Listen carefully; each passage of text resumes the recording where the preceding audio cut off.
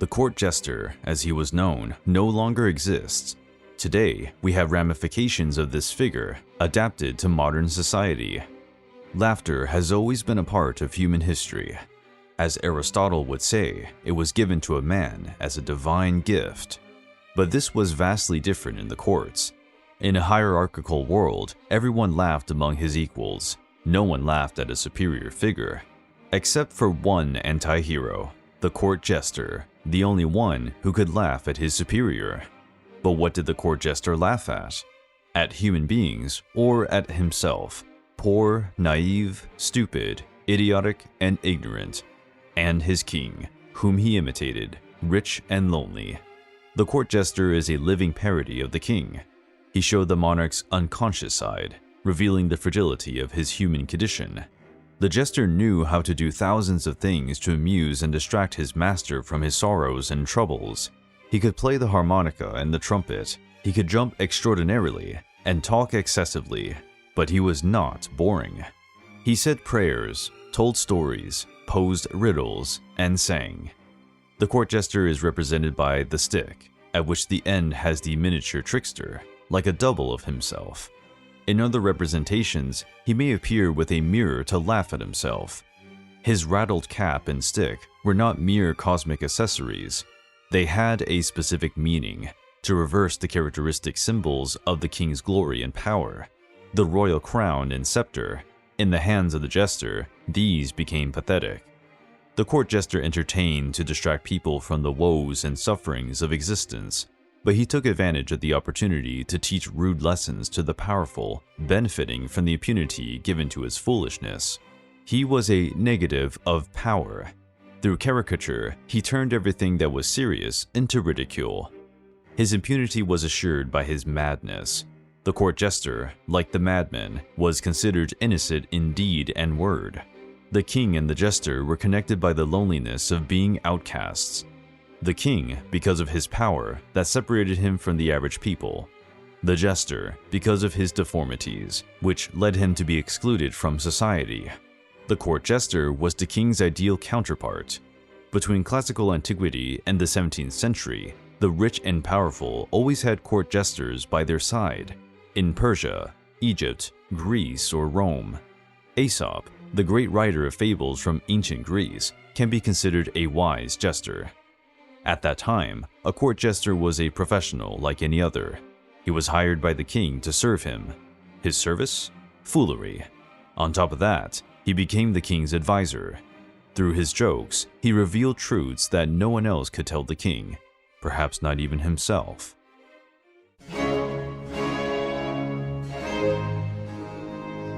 Between the 12th and 17th centuries in Europe, there were several jesters with different names.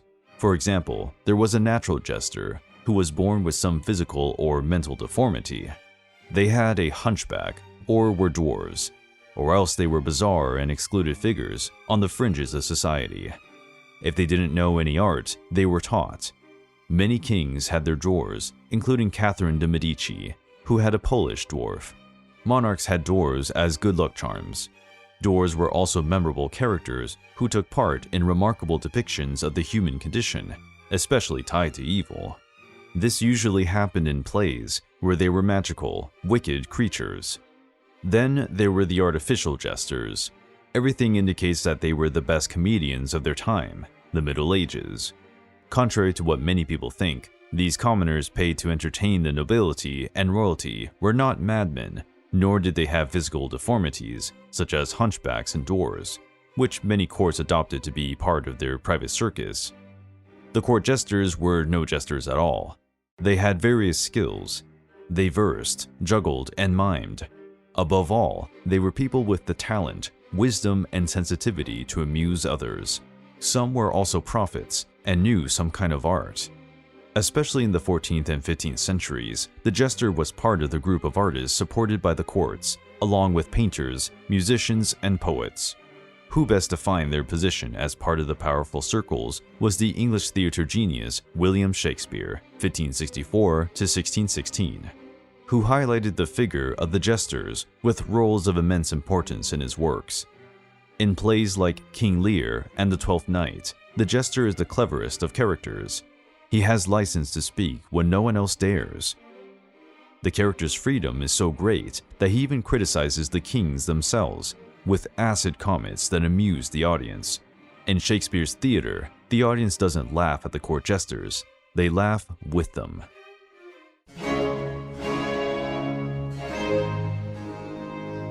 This character was one of the Spanish court dwarves at the time of the painter Velázquez. Having origins in the medieval charitable tradition, the 17th century courts used to house people excluded from the social context due to the disabilities and physical or psychological limitations, especially dwarves. They then acted as court jesters, clowns, and jesters. In Philip IV's strict court, these characters could parody the facts and circumvent the rules of etiquette. Since they were not taken seriously, they were again excluded and humiliated in the performances. In other words, they were doubly excluded by their physical form and by not being taken seriously in artistic performances. The portrait, see Portraits, was the main subject of Velázquez's painting as a court painter. The royal portraits were discreet, not intruding into the private lives of the royal family members. The artist carefully portrayed the king's haughtiness. However, in portraits of dwarves, the artist tried to reveal the dignity of these men. The painter did not use irony, not even caricature, as was customary among court members. These portraits went beyond the representation of inner feelings, characteristic of the Baroque, and reached the individuality of the one who was before the artist's eyes. In the dwarf portraits, since they took place outside the court's official setting, Velázquez worked with greater freedom, experimenting with diverse backgrounds and spatial solutions. Velázquez tried to find the best position for his character to underline his human spirit. The focus of the composition is on the character's face. The small legs lose expression, but the defective hands are carefully accommodated and emphasized. The skin's luminosity enhances the expression, the gaze fixedly laid on the viewer with gravity, a look that reflects the character's inner strength and dignity. Midgets, pygmies, and people with Marotto-Lamey syndrome, a hereditary disease that causes short stature and rough facial features, have always fascinated the artistic and collective world since the ancient carnivals of the Middle Ages. This reached the circus and the children's literature of the 19th century, or, more recently, in Brazilian and other countries' TV shows. Because they were small, they were analogous to the marvelous beings and gnomes, from which are born popular narratives, among them that of the Little Thumb. In these stories, dwarves are considered friends with a pure heart, unlike giants. The anarchic and transgressive side brought dwarves into the counterculture movement of the 1960s and the sensationalist films of the 70s, especially horror and photography, or into the hands of independent directors like Werner Herzog and David Lynch. But there has been a tragedy since ancient Greece. Those whose job it is to make people laugh bear an enormous weight on their backs, which sometimes reveals itself as a depression or madness. Humorists have always suffered from these ailments. In amusing others to make them forget the sorrows and sufferings of existence, perhaps they overperceive the meaninglessness of human existence. Or perhaps they identify as ridiculous the court rites, the dancing, the etiquette, and that, in the end, everything will return to where it all began.